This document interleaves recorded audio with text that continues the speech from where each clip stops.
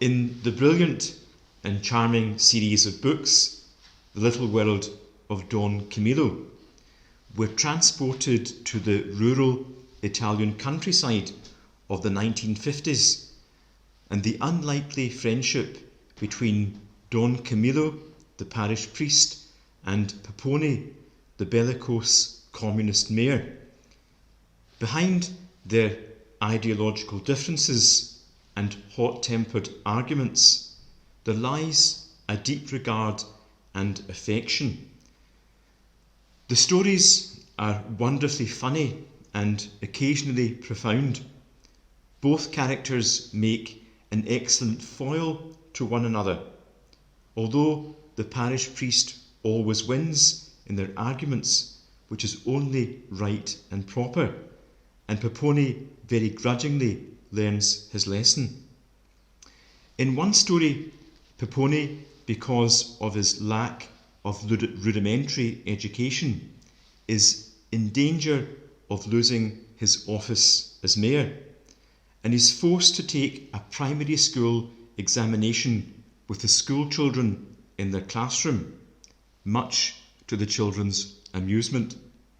But Peppone is stumped by the exam question, which asks him to write an essay on the theme, "The most important day of my life." Despairing, he cheats and asks the help of Don Camillo, who instructs the communist mayor to write an essay on his first Holy Communion, the most important day of his life. Peppone writes a beautifully pious essay and passes the exam, and Don Camillo reminds us, "You only passed with God's help." In real life, that same question, what was the happiest day of your life, was posed to Napoleon Bonaparte. He didn't say the happiest day was when he won an important battle, or was crowned Emperor of the French, or married Josephine.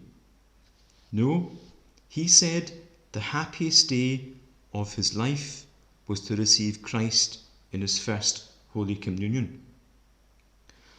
On the feast of Corpus Christi this year, we remember in a very special way all the boys and girls who are waiting to receive their first Holy Communion.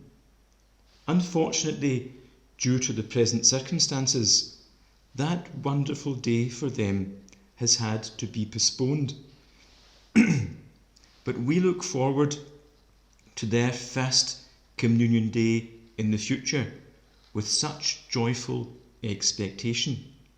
And as a parish family, we assure the children of our prayers and our support. Interestingly, the Feast of Corpus Christi owes its existence not to faith in the Eucharist, but to doubt. Just over 800 years ago, a priest saying Mass had grave doubts about the real presence of Christ in the Eucharist, doubts that plagued him. And as he said Mass one day, as he raised the host above his head, blood dripped from the host. A great miracle had occurred, and the host became flesh and wept blood. News of this Eucharistic miracle spread throughout the Church. As a result of this miracle, the Pope instituted the Feast of Corpus Christi in the year 1264. Today's feast celebrates for us as Catholics the greatest mystery of our faith, the true, real and abiding presence of Christ our Lord in the Holy Eucharist.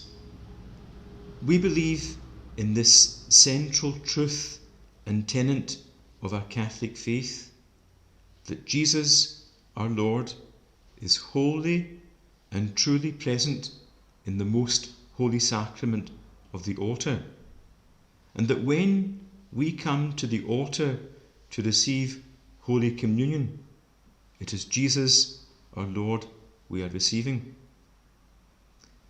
If this feast day finds its origins in doubt, it now has become a beautiful expression of our Eucharistic faith, an opportunity for us to make our own deeply personal profession of faith, that we believe with all our heart and all our soul that Jesus our Lord is truly present in the Eucharist. And ordinarily, we would be able to make that deep personal act of faith as we come to Holy Communion at Mass. But given the present circumstances, after these long months when we've been deprived of the privilege of receiving Holy Communion, we feel deeply the lack of spiritual nourishment, consolation, and solace that our Lord's divine presence has brought into our lives.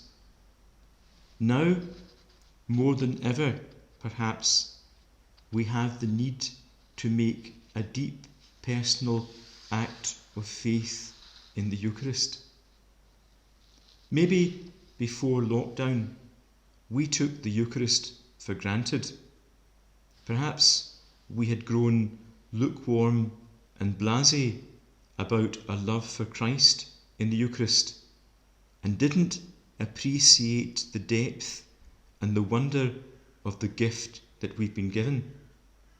Maybe now we know the truth of our deep need for the Lord, our hunger and our longing for this most wonderful of all sacraments. In the two small examples I gave at the beginning of this homily of how Peppone and Napoleon spoke of their first Holy Communion as the happiest days of their lives, maybe as we prepare for the opening of the churches and the resumption of public Mass, we might reflect on our own attitude to our first Holy Communion after lockdown, when we will once again receive our Lord. When that day comes, when we return to Holy Mass and receive our Lord again, it will be the greatest joy and happiness, when with perfect faith and fervent love we once again meet and receive our divine Lord, who gives us his very greatest gift, the gift of himself in Holy Communion.